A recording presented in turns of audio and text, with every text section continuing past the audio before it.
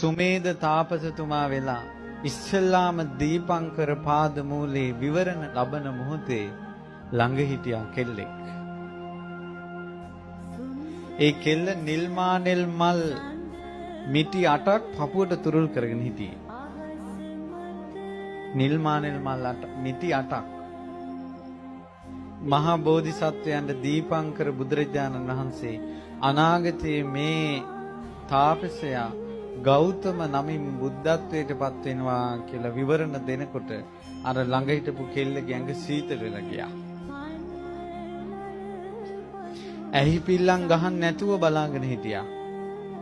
අතේ තිබ්බ නිල්මානෙල් මල් මිටි 8න් එක අතකට නිල්මානෙල් මිටි 3ක් ගත්තා. අනිත් අතට නිල්මානෙල් මල් මිටි 5ක් ගත්තා.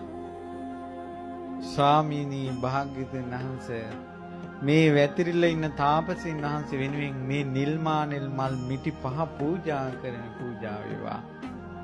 මා වෙනුවෙන් මේ නිල්මානෙල් මල් මිටි 3 පූජා කරන පූජා වේවා. උපනෝපන් ජීවිතේ මේ උත්තමයාගේ සම්බුද්ධත්වයට ශක්තිය මම වේවා කියලා පැතුවා. සාරිපුත්ත මොග්ගල්ලාන මහරහතන් වහන්සේලාත් අසංකේය කල්පලක්ෂ 2යි බුදුරජාණන් වහන්සේත් එක්ක ආවේ. බුද්ධත්වයට විවරණ ගත්ත දවසේ ඉඳලම ළඟා පිටිපස්සෙන් ආපු කෙනා තමයි මේ යසෝදරා. එකම එක්කෙනයි. බුද්ධත්වයට විවරණ ගත්ත දවසේ ඉඳලා ඉන්නේ ළඟ එකම එක්කෙනයි. ඒ මේ යසෝදරා. උපනෝපන් ජීවිතේ බිරිඳ වෙලා උපදිනවා. ඒ හිතේ තිබ්බ ආදරේ සෙනෙහස කියලා නිම කරන්න පුළුවන් කන් නෙවෙයි. සීල රකින්න මහා බෝධිසත්වයන්ට සීලේ බිඳින්නේ බවුන් වඩන බෝධිසත්වයන්ගේ භාවනාව කඩන්නේ. හංසයෝ වෙලා ඉපදිලා ඉඳිද්දී තමන්ගේ ස්වාමී හංසයා මලපුඩුවට අහුවෙලා සියලු හංසයෝ පලා යද්දී ආපහු ඇවිල්ලා මලපුඩුව වටේ කැරකි කැරකි ඉන්නවා. ඒ හංසිය යසෝදරා දුකේදී දාලා යන්නේ. අද මෙයා තමයි මගේ ලෝකේ කියලා ආදරය කරගෙන යනකොට ටික දවසකින් ආරංචි වුණොත් කොල්ලට පිළිකාවක් කියලා කුණු කූඩේට දාලා යන්නේ. ආදරය බලන්නේවත් නැහැ. නිරෝගීව ඉන්න කල් යාන වාහන තියෙන කල් තියෙන එකක් අද ආදරේ. ඒ කාලේ එහෙම නැහැ. ආදරේ කියන්නේ වැටෙන කඳුල පිහදාන දෙයක්. දුක කරට ගන්න එකක්. දුකට අස්සසිල්ල. තනි නොතනියට ළඟ ඉන්න කෙනෙක්. ආදරේ කියන්නේ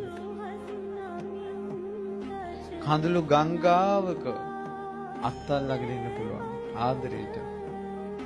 අද එහෙම නැහැ. ඒ නිසා මේ උත්තමාවිගේ ගුණ කඳ කියන්නේ. ඊට පස්සේ මේ සඳ කිඳුර වෙලා ඉදින් බ්‍රහ්මදත්ත රජුරු විදලා මහා බෝධිසත්වයාට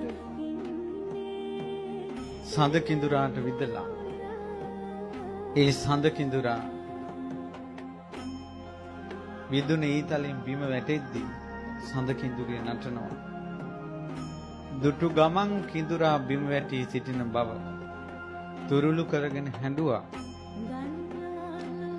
වචන නැමැති ඊතලෙන් විදලා බඹදත් රජු පැන්නුවා. එදා සඳ කිඳුරේ අඬපු ඇඬිල්ලට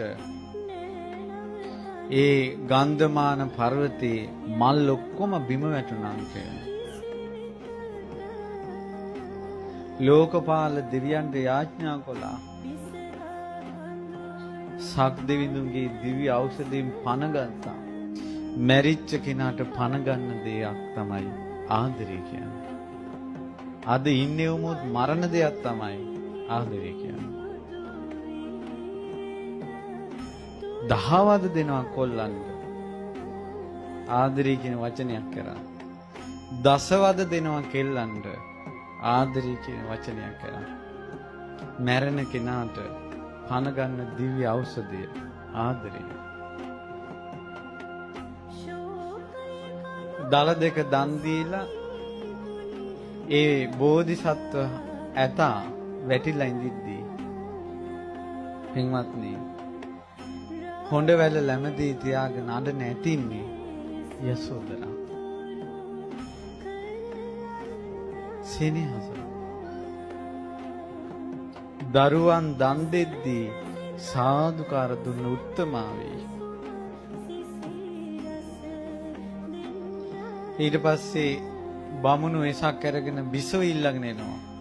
පන්නට පන ආදරේ තියෙද්දී සසර පුරාවටම එකට එද්දී ඒ අතෑරම් බමුණාගේ අතේ තියලා පැන්කින්ඩි වක් කරලා දන් දෙද්දී බුදු බවට ආශිරි පැතුවේ යසෝදරා. මූණ වෙනස් කරගත්තේ නැහැ. සසරේ දන් දීලා තියෙනවා යක්කුන්ට. ඒ යක්කු අරන් ඒ යසෝදරාගේ අත් කඩ කඩ කනවා. ඒත් හිමියට බුදු බවට ආශිර්වාදනවා යසෝදරා. හරි පුදුමයි. ඊට පස්සේ අවසන් ජීවිතයට පැමිණිලා ඉද්දී මේ තමාව අත්හැරලා යද්දී හීනෙන්වත් පේන්නේ මේ යසෝදරා උත්තමාවියට වැඳ වැඳ කඳුළු සලසලා දුක්ගිනි ඉවසගෙන කුසල් කරන්නට සීල් සමාදන් වෙන්නට බණ පොත් කියවන්නට මගේ බුදුරජාණන් වහන්සේ සොයාගෙන යනවා වගේ රුවන්වැලි මහසෑයට යන්න දුක් ගැනවිලි කියන්න 1000ක් දුක් ගැනවිලි කිව්වත් මගේ බුදුරජාණන් වහන්සේට හිතරි දෙන්නේ අපහසුයක් නෑ. නිකලස් ඔබගේ දුකට පිහිට වෙන්න තමයි මේ යසෝදරාව අත්හැරලා මහාන වුණේ. මෙච්චර ආදරේ කෙල්ලෙක් සසර පුරාවටම එන කෙල්ලෙක් අත්හැරලා මහාන වුණේ ওই වැටෙන කඳුළු වියලවල දාන්නට. මේ උත්තමාවිය පිරිනුවම් පෑවා. රාහුල සම්තුම් පිරිනුවම් පෑවා. පිවිතුරු සෙනෙහස පටන් ගත්ත මහා බෝධිසත්වයෝ පිරිනුවම් පෑවා. අපි තාමත් සංසාරේ. අපි තවමත් සංසාරේ. ඇයි අපට නිවනක් ඕනේ නැද්ද? ওই වැටෙන කඳුළු කවදා වෙනකල් වට්ටවන්නද? ওই ගින්දර කවදා වෙනකල් ඉවසන්නද? වහ වහ ධර්මයට එකතු වෙන්න. කයං හිරාගං අමතං පනීතං. කෙලෙස් ඡය කරවන, දුක් ඡය කරවන, නොයල්ම ඇති කරවන, අමෘතය ලබා දෙන දහමක් ශාක්‍ය මුනීන්ද්‍රයන් වහන්සේ වදාලා. නතේන ධම්මේන සමත්ති කිංචි. ඒ දහමට සමාන කරන්න පුළුවන් ධර්මයක් ලෝකේ නෑ. සැබෑ බසින් මෙම සිත සැලසේවා.